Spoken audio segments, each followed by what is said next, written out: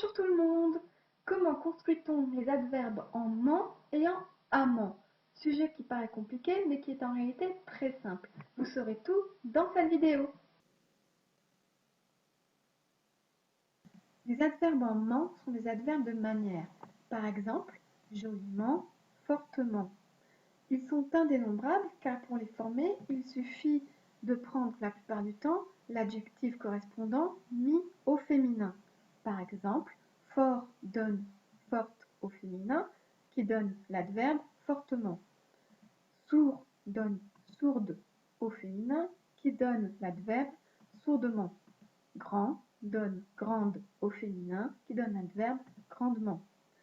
Attention toutefois, car comme souvent en français, il y a de nombreuses exceptions à cette règle. Ainsi, joliment et vraiment, par exemple, sont tous les deux construits à partir de l'adjectif masculin correspondant et non du féminin. Il n'y a pas de E entre le I et le M. Mais ce ne sont là que deux exceptions parmi beaucoup d'autres. Attention également, car si comme tous les adverbes en ment sont invariables, il existe aussi des noms qui se terminent par le suffixe ment et qui, eux, comme tous les noms, sont variables.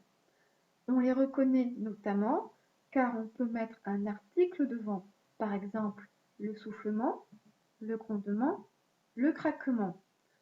Prenons un exemple. Les aboiements de ce chien sont vraiment agaçants. Aboiement est précédé d'un article, il s'agit donc bien d'un nom. Qui plus est, cet article est pluriel, aboiement est donc au pluriel également. Vraiment n'est pas précédé d'un article, il s'agit donc bien d'un adverbe, il est invariable. Regardons maintenant les adverbes en amant et en amant. Amant avec un E ou amant avec un A. En effet, il n'y a aucune différence à l'oreille entre ces deux terminaisons et de plus, ce sont tous des adverbes de manière. Il n'y a donc aucune possibilité de les distinguer par rapport à cela. Alors, comment fait-on pour savoir si on place un E ou un A? Eh bien, il faut revenir à l'adjectif dont sont issus ces adverbes.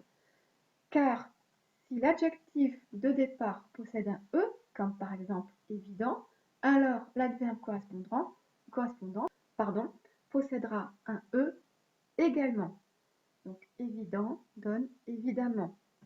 Courant possède un A, couramment possède donc un A aussi.